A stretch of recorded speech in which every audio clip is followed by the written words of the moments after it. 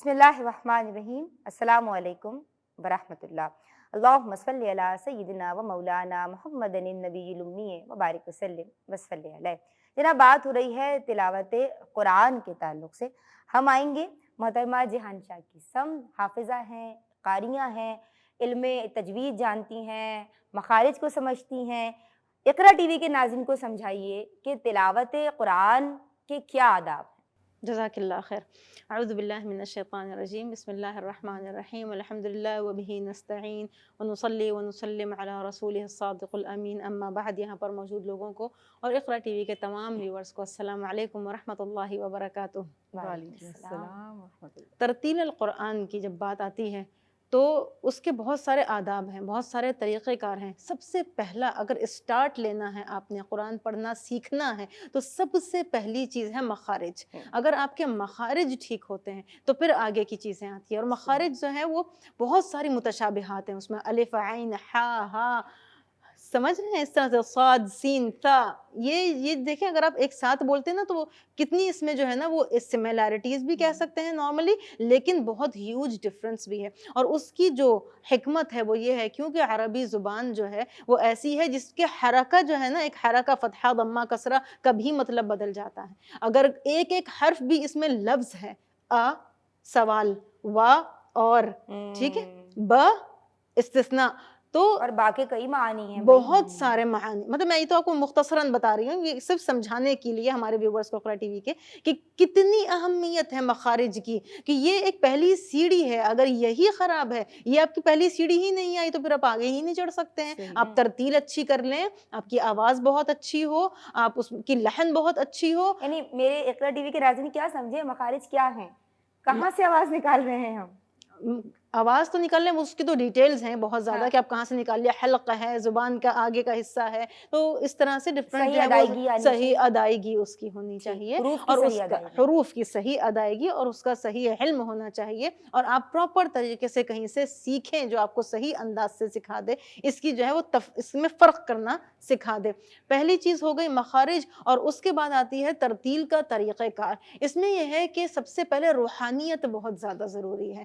روحانیت یعنی کہ آپ لحن کے اوپر فوکس کریں اور آپ اس کی روحانیت اور اس کی جو کہنا چاہیے کہ اس کی جو ادب ہے اس سے آپ خارج ہو جائیں لحن کو لیتے ہوئے، تو ایسا نہیں ہونا چاہیے۔ آپ کے اندر پوری اس کی روحانیت ہونی چاہیے کہ آپ کے ہاتھوں میں جو یہ کلام ربانی ہے اس کی کیا اہمیت ہے، کہ اللہ رب العزت قرآن حکیم میں فرما رہے ہیں کہ میں نے جب ان آیات کو، اس قرآن کو پہاڑوں پہ دینے کی کوشش کی، آسمانوں میں دینے کی کوشش کی، سب نے فَأَبَيْنَ أَن يَحْمِلْنَهَا، سب نے منع کر دیا اس کو اٹھانے سے، وَحَمَلَهَا الْإِنسَانُ، لیکن انسان نے اس کو اٹھایا۔ سبحان اللہ۔ اور پھر اس کے بعد کہ إِنَّهُ كَانَ ظَلُومًا جَهُولًا، وہ بہت اپنی جانوں کے اوپر ظلم کرنے والا اور جاہل ہے، جو اس چیز کو سمجھتا نہیں ہے کہ اس کے ہاتھوں میں یہ کون سا کلام ہے اور اس کی کیا قدر و قیمت ہے۔ لو انزلنا هذا القرآن على جبل لرأيته خاشعا متصدعا من خشیت اللہ، کہ اگر یہ پہاڑ جو ہمارے سامنے یہ ریزہ ریزہ ہو جائیں اللہ تعالیٰ کی خشیت سے، تو سب سے پہلے کاؤنسلنگ، سمجھ اس چیز کی اپنی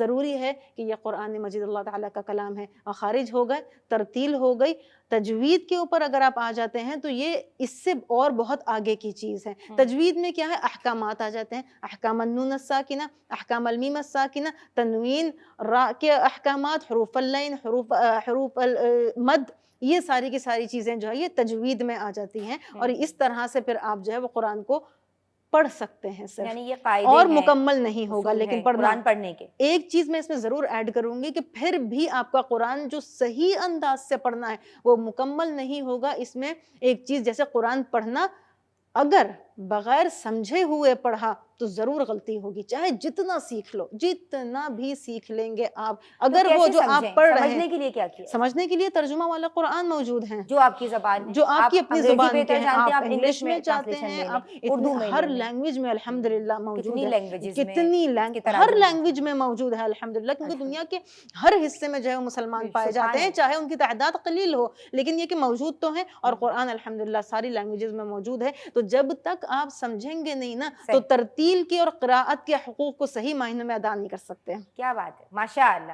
میں آپ کی سمت آؤں گی ڈاکٹر زنیرہ، اور مجھے یہ بتائیے کہ ایک حدیث کا مفہوم میرے ذہن کے نقشے پہ ابھر رہا ہے کہ قرآن اور روزہ بندہ مومن کی شفاعت کریں گے بروز حشر.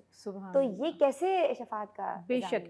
ویسے تو اس سلسلے میں بہت سی پیارے نبی حضرت محمد مصطفیٰ صلی اللہ علیہ وسلم کی احادیث مبارکہ موجود ہیں. سب سے پہلے میں خاص طور پر ماہ رمضان المبارک سے اگر اس کو جوڑ دوں تو آپ صلی اللہ علیہ وسلم نے فرمایا کہ روزہ اور قرآن اللہ سبحانہ تعالیٰ سے شفاعت فرمائیں گے, سفارش کریں گے. روزہ کہے گا اے اللہ میں نے آپ کے بندے کو دن بھر کھانے پینے سے روکے رکھا, آپ میری سفارش کو اس کے حق میں قبول فرما لیجئے. اور قرآن پاک عرض کرے گا کہ یا اللہ میں نے اسے یعنی میری تلاوت نے میں نے اسے رات کو سونے سے روکے رکھا, یعنی قیام میں یہ میری تلاوت کرتا رہا, آپ میری سفارش کو اس کے حق میں قبول فرما لیجئے. اور بالآخر اللہ سبحانہ تعالیٰ ان کی سفارشوں کو اپنی بارگاہ میں قبول و منظور فرمائیں گے. اور یہی سبب ہے کہ آپ صلی اللہ علیہ وسلم نے فرمایا کہ قیامت کے دن قرآن کا جو قاری ہوگا, جو تلاوت کرنے والا ہوگا, اسے کہا جائے گا کہ قرآن پڑھتا جا اور اپنی منزل چڑھتا جا. تو جتنا جتنا جس کو قرآن یاد ہوگا وہ پڑھتا جائے گا اور بلند بلند مقام پر چڑھتا چلا جائے گا. پھر جہاں وہ تلاوت روکے گا وہی اس کی منزل ہوگی. سبحان اللہ, سبحان اللہ. جناب تلاوت قرآن ہم اپنی ترقی, روحانی ترقی کا بھی موجب ہے, اور ہم جنت کے مراتب یا جو سیڑھیاں ہیں وہ چڑھتے چلے جائیں گے اور ہمارے درجات بلند ہوتے چلے جائیں گے. مفہوم عرض کیا ہے, اللہ تبارک و تعالیٰ نوازنے والا ہے.